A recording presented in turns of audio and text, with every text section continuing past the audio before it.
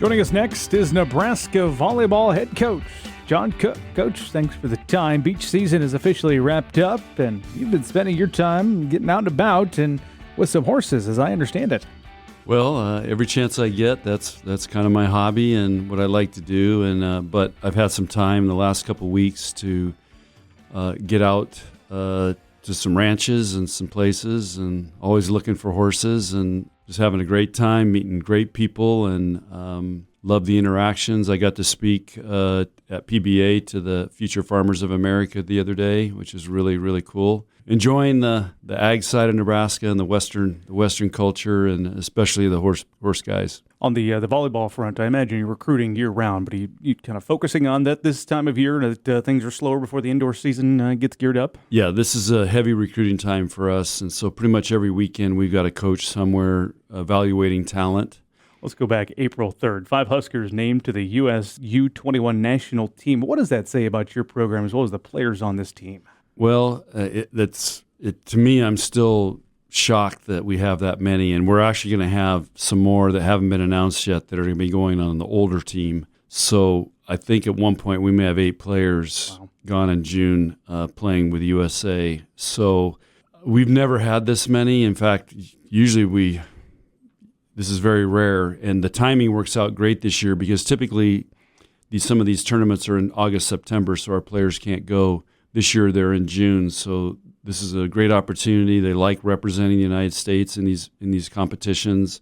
It's a great experience because they're going to go in with the best of the best and get to train with them, and then they go play some really good countries and teams, and all those teams have different styles. So it's a really good opportunity for our players, and the timing this year works out great. When it comes to the radio broadcast, TV broadcast as well, of course, we're always looking for storylines, and John Baylor does a nice job with that on his broadcast. So this past year is all about the freshmen, right?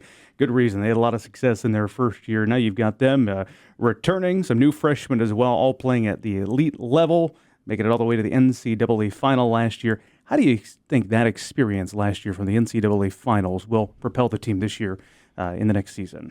Well, I think, first of all, I think it's going to motivate us because to get that far and have the season we have, and, don't forget, we won the Big Ten, which is probably harder than winning the national championship.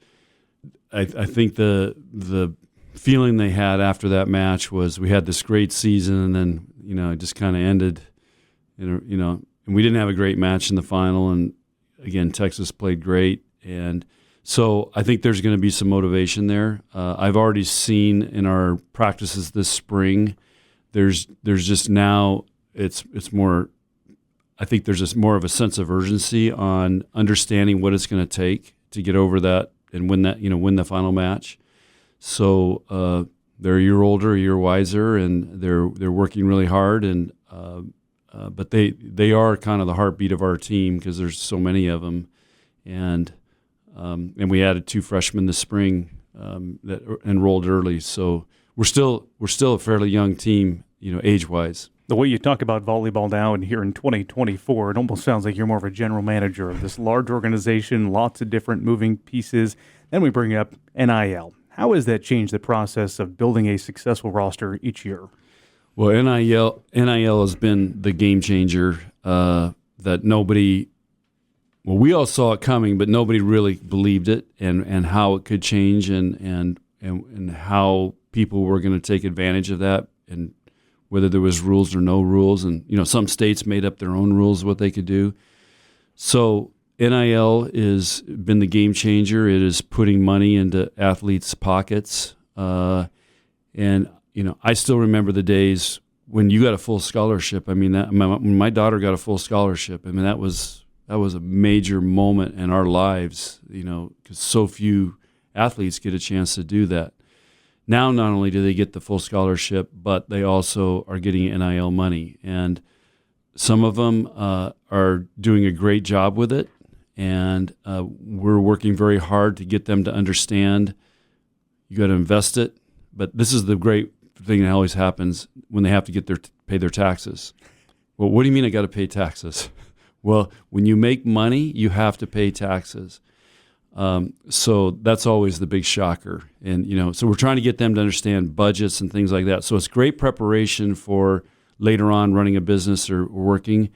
But I think the other thing of this is that what we try to do is make this be everybody in our team gets involved with NIL. We don't have, it's never going to be equal just because of the way the world works, but everybody has a part in NIL, and we're trying to make that where we're trying to still keep this team together. Does having a collective like the 1890 initiative here in Lincoln supporting Nebraska athletes make this process of recruiting and retaining your student athletes easier? 1890 has done an awesome job. They have a great vision. They built a great facility which to present it. They're selling merchandise. They have a great brand, and the people behind that are doing an amazing job. And really, they're helping with all that. They're helping secure the transactions and so on. But also, what they're doing is they're educating the student athletes on how to do this and how to do it right, how to present, how to brand, how to image, also how to budget. And again, like I said, paying taxes, making sure that they're planning for that. But the bottom line is we want our players to be really grateful and appreciative for everything they get here, because not every school has an 1890. And we feel very, very lucky to have 1890. And 1890 was originally wanted to be a part of volleyball. And when they first formed that, they said, hey, we're going to start with football and volleyball. And so we just felt very honored to be a part of that. And we're so grateful. And we've done some really cool events and things that 1890 has put on. So, I know one of them is doing the Special Olympics, and our players will say that's the highlight of their year is doing the 1890 event for the Special Olympics. Wow. Sounds like there's some really meaningful interactions happening because of NIL, and I think that hopefully is music to the ears of a lot of our listeners. Coach, we appreciate you joining us here on the program. Thanks for the time.